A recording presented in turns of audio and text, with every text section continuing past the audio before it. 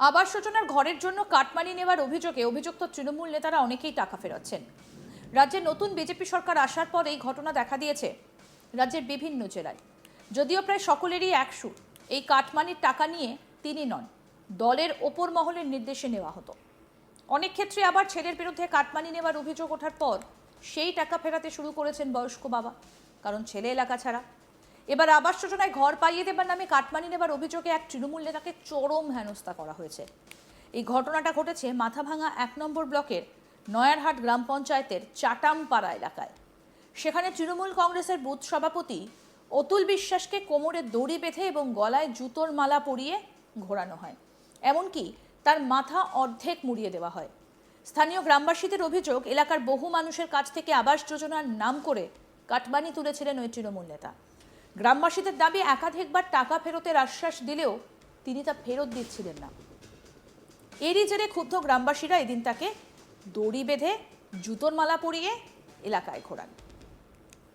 এক গ্রামবাসী অভিযোগকারী কি বলছেন আসুন শোনাই। টাকা টাকা খাইছে এই জন্য। কিসের টাকা? তো ঘরের টাকা। আপনি ঘর পেয়েছিলেন? আমি ঘর পাইছি। কত টাকা ঘর? 1,20,000। 1,20,000। কত টাকা কাটমানি নিয়েছিল? আমার নিচে 9,000 টাকা। 9,000 টাকা নিয়েছিল? 9,000 টাকা নিচে। কে নিয়েছিল এটা? মিনতি বর্মন 5,000, হেমন্ত বর্মন 3,000, আর 1,000 নিচে অমনি বর্মন। মানে তৃণমূলের নেতারা? তৃণমূলের নেতা। তাছাড়া বাকি টাকাই ঢুকে না, ওই টাকা দিলে ঢুকে। আচ্ছা, মানে এটা প্রথম কিস্তি ঢোকার পরে তারপর টাকা নিয়েছিল? তারপরে এই কায়দায় ভালিয়া আবার সার্ভের লোকেও টাকা নিছে নাকি তোমার কাছ থেকে? তারপরে এই ফাইনাল অমনি বর্মন নিচে 1,000। রমণী বর্মন 1,000 টাকা নিছে। রমণী বর্মন বলতে উনি কে ছিলেন? উনি অঞ্চলে যখন ঘর ফিনিশিং হয়, ফাইনাল যখন হয়, হ্যাঁ। ফাইনালে যে একটা ফটো উঠায়, হ্যাঁ। অমনি বর্মন 1,000 টাকা, আর মিনতি বর্মন 5,000 টাকা, হেমন্ত বর্মন 3,000 টাকা, এই টোটাল 9,000 টাকা। টোটাল 9,000 টাকা দিয়েছিলেন? হ্যাঁ। সার্ভে করার জন্য এসে অঞ্চলের আধিকারিক এসে 1,000 টাকা নিয়েছিল আপনার কাছ থেকে? 1,000 টাকা নিয়েছিল। কি নাম বললেন ওনার? অমনি বর্মন, অমনি বর্মন। গ্রামবাসীরা সংঘবদ্ধ হয়ে ওই তৃণমূল নেতা অতুল বিশ্বাসকে পাকড়াও করেন। এরপর তাকে ঘিরে শুরু হয় তীব্র বিক্ষোভ। আমাদের প্রতিনিধি মনসুর হাবিবুল্লাহ কি প্রতিবেদন তুলে ধরেছেন দেখবো এবার। জুতোর মালা পরিয়ে তৃণমূল কংগ্রেসের নেতাকে এলাকা গ্রাম ঘোরানো হলো। কোচবিহারের মাথাভাঙার নয়ারহাট এলাকায় এই ঘটনা ঘটেছে। তৃণমূল কংগ্রেসের বুথ সভাপতির বিরুদ্ধে অভিযোগ ছিল, বাংলা আবাস যোজনার কাটমানির টাকা তিনি নিয়েছেন, সেই টাকা ফেরত না নেওয়ার জন্যই উত্তেজিত গ্রামবাসী এই ঘটনা ঘটিয়েছে বলে দাবি করা হয়েছে। যদিও তৃণমূলের তরফে অভিযোগ করা হয়েছে এই ঘটনার সঙ্গে সরাসরি বিজেপির যোগ রয়েছে, বিজেপি নেতাদের মদদেই তাই তৃণমূলের বুথ সভাপতিকে মাথা অর্ধেক মুন্ডন করে গলায় জুতোর মালা পরিয়ে এলাকা ঘোরানো করা হয়েছে। যদিও অভিযোগ অস্বীকার করেছে বিজেপি স্পষ্ট জানিয়ে দিয়েছে এই ধরনের কোনো কিছু ঘটনা দল বরদাস্ত করে না এবং দলের কোনো যোগসূত্র নেই। এই ঘটনা স্থানীয় স্তরে জনরোষ হতে পারে, এর সঙ্গে দলের কোনো যোগাযোগ নেই।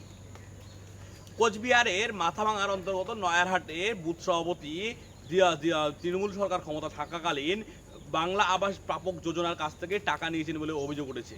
তিনি বাংলা আবাস যোজনা প্রাপকদের কাছ থেকে কারো কাছে 10,000 15,000 টাকা করে নেওয়া হয়েছে বলে অভিযোগ এবং ক্ষমতার পালা বদলের পর গ্রামবাসীরা সেই টাকা ফেরত চাইতে শুরু করে। তারা দাবি করে বাংলা আবাস যোজনায় যে কাটমানি নেওয়া হয়েছে সেই টাকা উপভোক্তাদের সরাসরি ফেরত দেওয়া হোক, কিন্তু সেই টাকা ফেরত দিতে অস্বীকার করেন বলে অভিযোগ।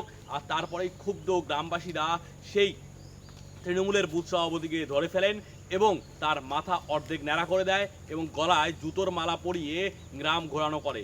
এই ঘটনায় কিন্তু শোরগোল পড়েছে রাজনীতিতে। একজন রাজনৈতিক নেতাকে এইভাবে জুতোর মালা পরিয়ে প্রতিশোধমূলক আচরণের কিন্তু ক্ষোভ তুলেছেন। যদিও বিজেপি দাবি করেছে যে এই ঘটনা কিন্তু তারা বরদাস্ত করবে না, দলের কর্মীদের স্পষ্টভাবে বার্তা দেওয়া হয়েছে এইরকম কোনো ঘটনা ঘটানো যাবে না। বাংলার ক্ষমতায় পালাবদলের পর কাটমানি নিয়ে কিন্তু এলাকা বরাবরই উত্তাল হয়ে উঠেছে। তৃণমূল নেতাদের বিরুদ্ধে কাটমানি নেওয়ার অভিযোগ উঠেছিল। আজ তাক বাংলার ক্যামেরার সামনে বারবার লোকেরা স্বীকার করেছে কিভাবে তৃণমূল কংগ্রেসের কাটমানির সিন্ডিকেট রাজ চলত কোচবিহার সব বাংলায়। তৃণমূলের বুথ লেভেলে কমিটি ছিল, সেই কমিটির শীর্ষে ছিলেন বুথ সভাপতি, আর তৃণমূলের পঞ্চায়েত সদস্য বা পঞ্চায়েত সদস্যের স্বামী সেই কমিটির সদস্য থাকতেন। পঞ্চায়েত সদস্য আর বুথ সভাপতি সহ বুথ কমিটির নেতারাই ঠিক করতেন কার বাড়ি থেকে কত টাকা কাটমানি তোলা হবে। সরকারি কোনো সুযোগ সুবিধা পেলেই কাটমানির টাকা তুলতে হাজির হয়ে যেত এই সিন্ডিকেট রাজের সদস্যরা।